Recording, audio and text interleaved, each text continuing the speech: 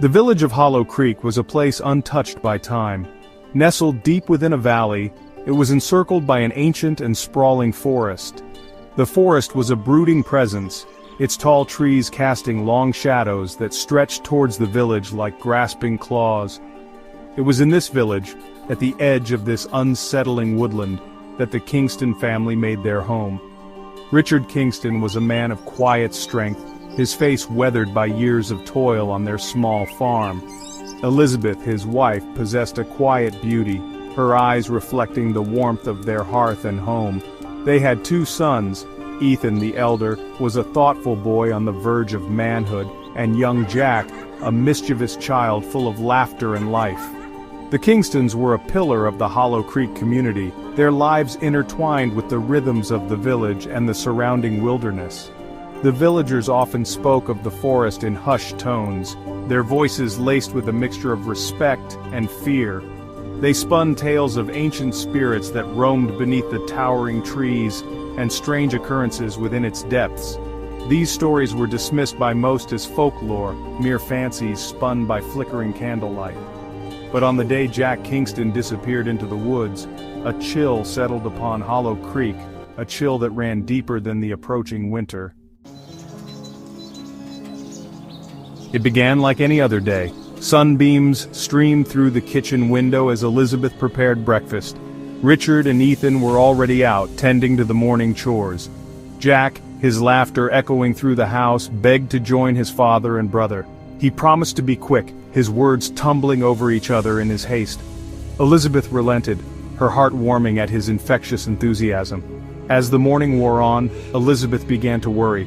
Jack was usually quick to return home, eager to recount the day's adventures, but the hours ticked by, and there was no sign of her youngest son. She called for Ethan, her voice tight with worry. Together, they searched the fields surrounding their home, their calls for Jack growing more frantic as the sun began to dip below the tree line. Richard, his face grim, gathered a search party from the village. They ventured into the forest, their lanterns cutting through the growing darkness. The search continued through the night, the villagers' calls for Jack echoing through the trees. It was Richard, his face etched with despair, who discovered what they all had dreaded finding. Deep within the woods, nestled amongst the roots of a gnarled oak tree, they found him. Little Jack Kingston lay still, his eyes staring vacantly at the twilight sky. His face, once brimming with life, was now eerily peaceful. There were no marks on his body, no sign of struggle, just a profound and unsettling stillness. A hush fell over the search party as Richard gently lifted his son's body. Grief, raw and consuming, swept over him. He stumbled back, his anguished cry echoing through the silent trees.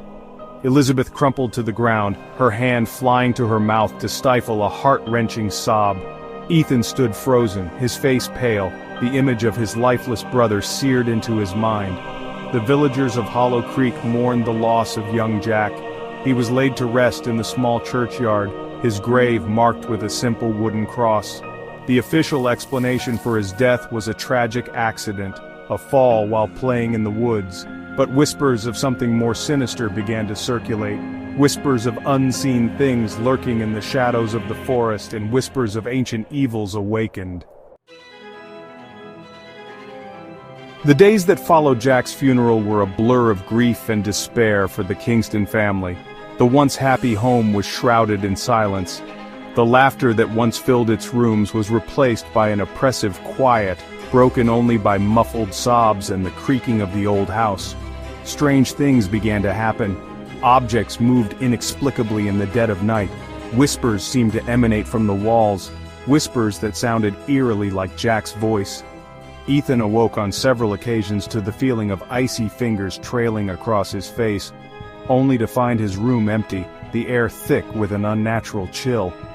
Richard, his face etched with worry, tried to convince himself and his family that these occurrences were nothing more than their grief, manifesting itself in strange ways. But deep down, a seed of doubt had been sown. The villagers' whispers about the forest and its dark secrets echoed in his ears. A chilling thought took root in his mind. What if Jack's death was more than just a tragic accident? What if something sinister had found its way into their lives?